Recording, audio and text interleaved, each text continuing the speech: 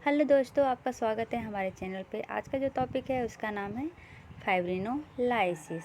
इसका मतलब क्या होता है? फाइब्रिन का टूटना। तो इस टॉपिक में आगे जाने से पहले हमें ये समझना होगा कि हमारा ये फाइब्रिन होता क्या है।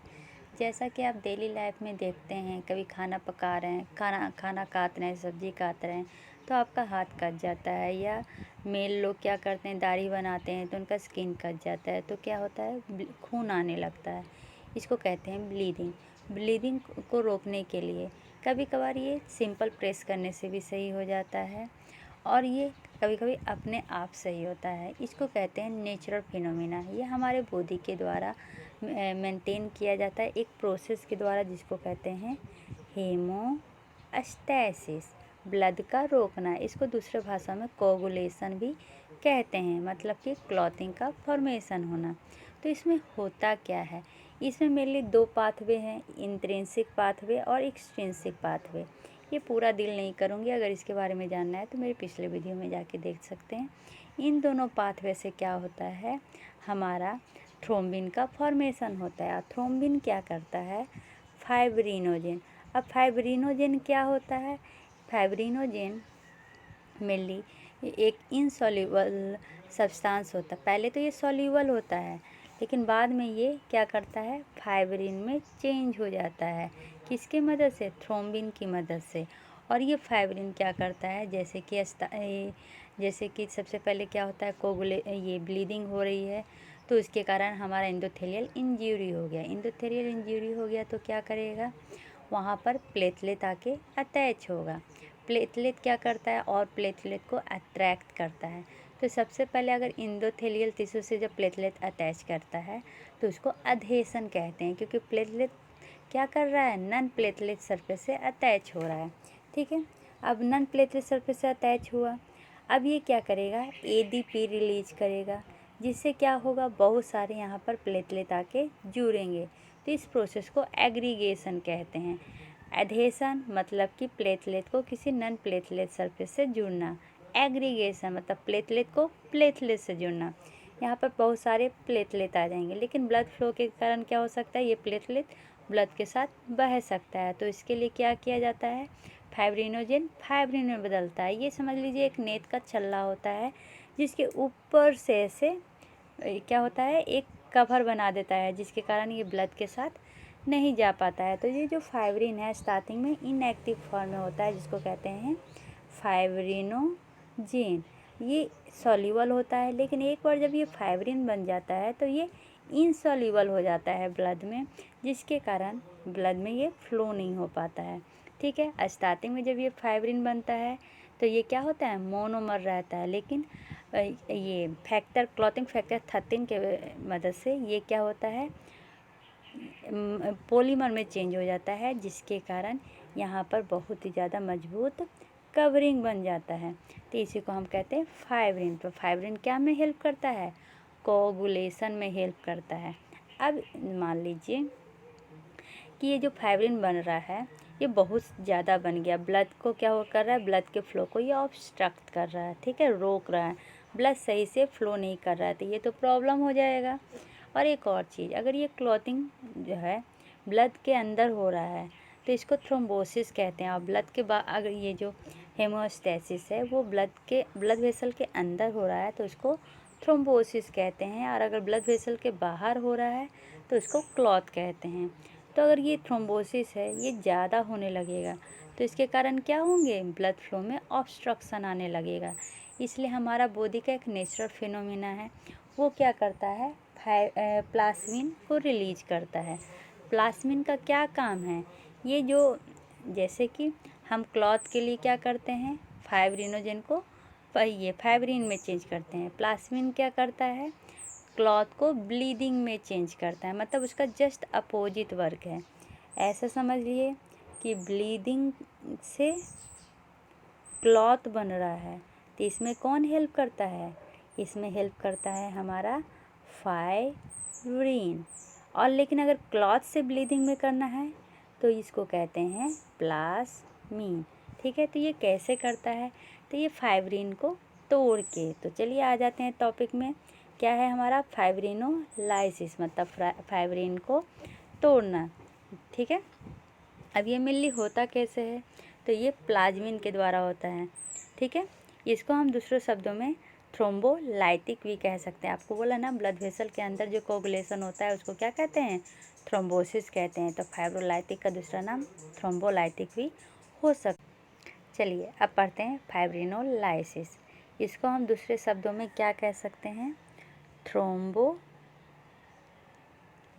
भी कहते हैं। इसका क्या मतलब होता है, थ्रोम्बस को तोड़ने वाला। तो अब जो पढ़ने जा रहे हैं वो क्या है, ड्रग्स है। तो ये क्या हो जाएगा, एजेंट जो मेनली क्लॉथिंग या थ्रोम्बिन को लाइज करे, मतलब कि ब्रेक डाउन करे।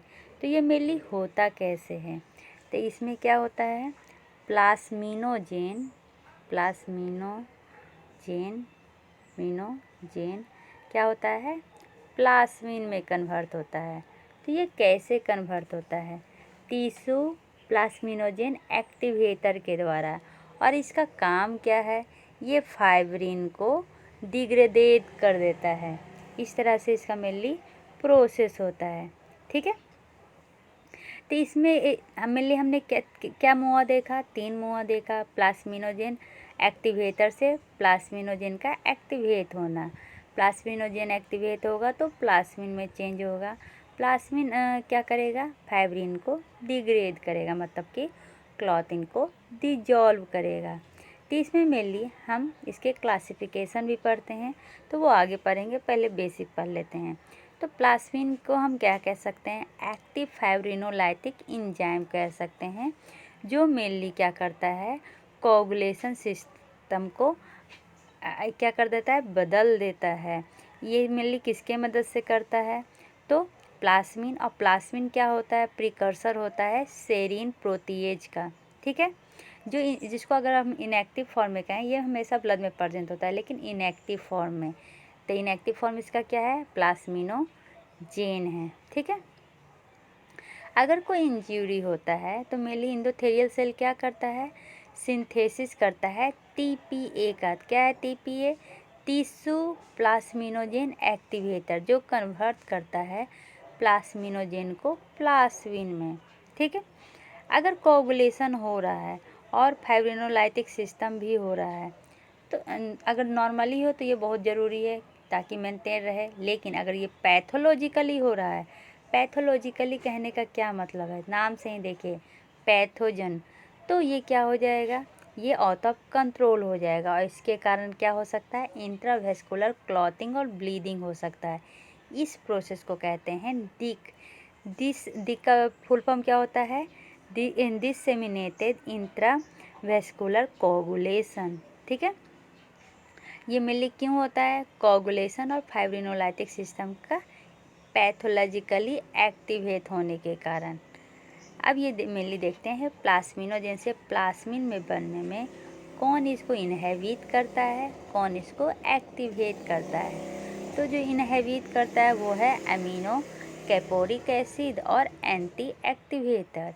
और जो एक्टिवेट करता है, तो एक तो ब्लड का प्रो एक्टिवेटर जो बाद में एक्टिवेटर बन जाता है, दूसरा टीपीए अभी पढ़े टिश्यू प्लाज्मिनोजेन एक्टिवेटर, यूरोकाइनेज और क्या है एनी स्ट्रिपलेज। अब ये क्या है, तो ये मेनली स्ट्रेप्टोकाइनेज और प्रो एक्टिवेटर का कम्बिनेशन है।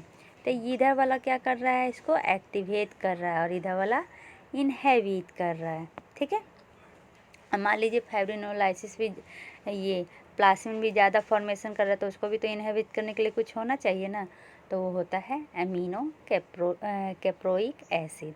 ठीक है, अब ये प्लास्मिन का क्या काम है, तो ये क्या कर रहा है, फाइब्रिनोजेन को डिग्रेडेट कर रहा है। यहाँ तक समझने में कोई प्रॉब्लम नहीं है।